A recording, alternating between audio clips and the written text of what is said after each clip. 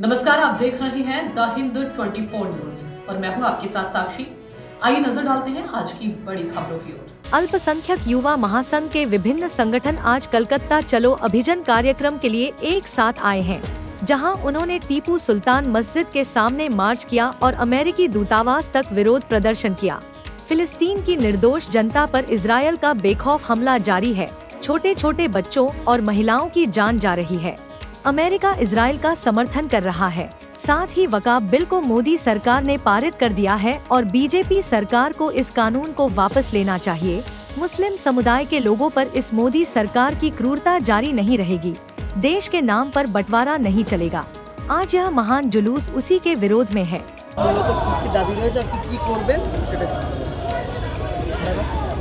আপনারা জানেন যে মোদি সরকার দেশের সংবিধানকে বুড়ো আঙুল দেখিয়ে তারা ওয়াকফ অ্যামেন্ডমেন্ট বিল লোকসভায় পাশ করেছে এবং পার্লামেন্টের মধ্যে দাঁড়িয়ে আইনসভার মধ্যে দাঁড়িয়ে স্বরাষ্ট্রমন্ত্রী অমিত শাহ থেকে শুরু করে সংখ্যালঘু মন্ত্রী কিরণ রিজিজু তারা সংবিধানের বিরুদ্ধে কথা বলছেন। তারা দেশের ধর্মনিরপেক্ষতার যে কাঠামো তার বিরুদ্ধে দাঁড়িয়ে কথা বলছেন। মুসলমানদের ওয়াকফ সম্পত্তির বিরুদ্ধে কথা বলছেন। আমরা মনে করি নরেন্দ্র মোদী সরকারের এই অমিত শাহ এবং কিরণ রিজিজু এদের বিরুদ্ধে আইনি কারওয়াই হওয়া দরকার, আইনি ব্যবস্থা নেওয়া দরকার। কেননা আইনসভাকে লঙ্ঘন করছেন, ধর্মনিরপেক্ষ সংবিধানকে তারা অবজ্ঞা করছেন। আমরা নরেন্দ্র মোদীদের জানাতে চাই, তিনি বলছেন যে সবকে লিয়ে সবকে বিশ্বাস, তো মুসলমানদের যে বিশ্বাস তার প্রতি নরেন্দ্র মোদীদের কেন এত নাফরাত, কেন এত ঘৃণা? আমরা দেখতে পাচ্ছি নরেন্দ্র মোদীরা এই 10-11 বছরের দেশ শাসনের ক্ষেত্রে তারা সাধারণ মানুষের উন্নয়নের ক্ষেত্রে ব্যর্থ, বেকারদের চাকরি দেওয়ার ক্ষেত্রে ব্যর্থ, চীনের কাছ থেকে জমি ছিনিয়ে নিয়ে বর্ডারের নিরাপত্তা দিতে ব্যর্থ।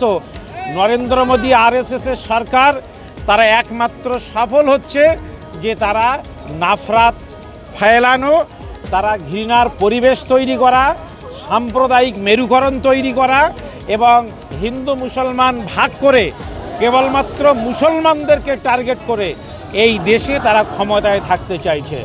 আমরা মনে করছি নরেন্দ্র মোদীরা ক্ষমতায় থাকলে দেশের ক্ষতি হবে এবং সাধারণ মানুষের ক্ষতি হবে। এই ধরনের মিথ্যাচারের বেসাদি করে যে সরকার, তাদের অবিলম্বে দিল্লির মসনদ থেকে পদত্যাগ করা দরকার। ভোটাভুটি সবসময় দেশের সংখ্যাগুরুরাই জিতবেন, এটা স্বাভাবিক। সেই জন্যই তো সংবিধানে সংখ্যালঘুদের জানমালের নিরাপত্তার প্রোটেকশন দেওয়া হয়েছে। সংখ্যালঘুদের যদি ভোটাভুটির মাধ্যমে পরাজিত করতে হয়, তাহলে দেশের কোন অঙ্ক আছে, কোন গণিত আছে যেখানে ভোটাভুটির মাধ্যমে সংখ্যালঘুরা জয়ী হয়? এটা কোথাও হতে পারে না। মানবিকতার কারণে সংখ্যালঘুরা জয়ী হয়। আর পৃথিবীর প্রত্যেকটা দেশের সংবিধান সংখ্যালঘু থেকে শুরু করে সমাজের যারা দুর্বল অংশ তাদের প্রোটেকশন দিয়েছে। তারা তো বলছে এই যে যত পরিমাণ সম্পত্তি সেটা সঠিক ইউটিলাইজেশন করে গরিব দুঃখী মুসলিমদের সেটা কাজে লাগানো।